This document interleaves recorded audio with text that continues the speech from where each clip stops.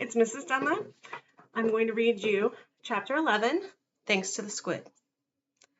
I can't believe you did that, Tommy said when I told him about the great picture disaster in the hallway. He bumped me on the shoulder with his backpack. I didn't mean to, I said. It was Samantha Grunsky's fault. You should have stayed out at recess, Tommy said, climbing onto the bus. Darren just kept talking about how you were a big chicken and how slow you were. What a bozo, I said. Don't worry, Tommy said proudly. I told him you were going to completely destroy him in the race. I told him you'd definitely race him tomorrow, and you'd beat him by a mile. What did he say? He said to just wait and see what was going to happen. I told him he was nuts. I could already feel the wedgie Darren was going to give me. Great, I said. Thanks a lot. No problem, Tommy grinned. If Mrs. Burke didn't kill me first, Darren would make my life miserable. Still, it would be nice to beat him. I was tired of Darren's bragging. I wanted someone to beat him. I guess it would have to be me. I wondered if I could. I just hope Mrs. Burke doesn't call my parents about the great picture disaster. Me too, Tommy said. If she does, it'll be the great Charlie Bumpers disaster. Mrs. Burke didn't call my parents, but they still found out, thanks to the squid. As soon as we sat down for dinner, she blurted out the whole story of my hallway catastrophe. I didn't even have time to shut her up. I tried to explain to my parents, but the more I explained, the worse it sounded. I just wanted to fix the dragon's egg, I said. Matt started to open his mouth. I knew he was going to say something to make me mad. Matt Bumpers, Mom warned. Don't make this worse. I couldn't help it, I said. Dad just shook his head at me. You're going to have to do better than that, Charlie, he said. I was dying to ask him how he was doing with Mr. Grimaldi, but it seemed like a bad idea. The next day before recess, I decided to ask to borrow a ball from General Schuler, Intergalactic Supreme Commander of Soccer Balls.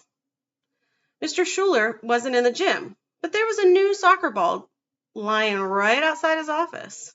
I knew I shouldn't take it without letting him know. I found a piece of paper and a pen on his desk, and I left him a note. The fourth graders have borrowed your soccer ball. I will bring it back at the end of recess. Yours truly, Charlie Bumpers. Then I picked up the ball and ran out to the playground. Darren was already there with Tommy and some other kids waiting for me. Ready for the race? He asked, smiling his I'm gonna give you a wedgie smile. Boogers. I'd forgotten about the race. Wouldn't you rather play soccer? I asked. Darren wasn't very good at soccer, but I thought it was worth a try. Nope, Tommy said. You were going to kill me in the race, so let's see you do it. Just then, someone blew a whistle. We all turned and looked. It was the Intergalactic Supreme Commander of Soccer Balls. Mr. Schuler was marching straight toward me, and he didn't look very happy. I wondered what he wanted. I'd left him a note about the soccer ball. Everybody was watching us. Give me the ball, son, he said. I handed it to him. Are you Charlie Bumpers? He asked, looking at the note in his hand. Yes, sir, I said. Mr. Bumpers, weren't you the one I talked to the other day about borrowing gym equipment? I nodded.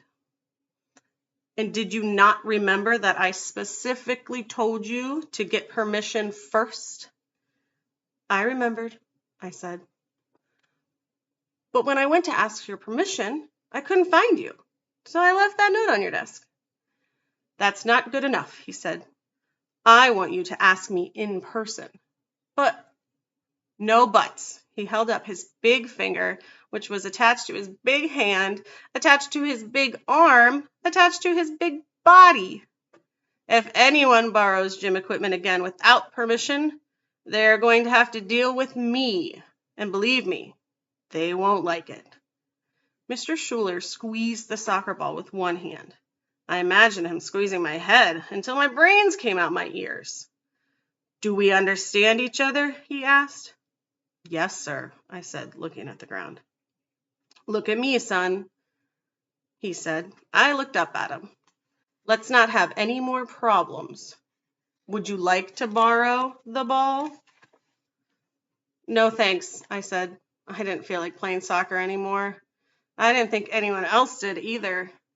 Okay, then. I'll see you kids later in gym class. He turned and walked over to where Mrs. Burke was standing. Before I knew it, Darren was at my side again. How about racing now? I looked at him. He was never going to give it up. Okay, I finally agreed. I just hoped I could beat him. Then I saw Hector, the new kid, watching us and got an idea.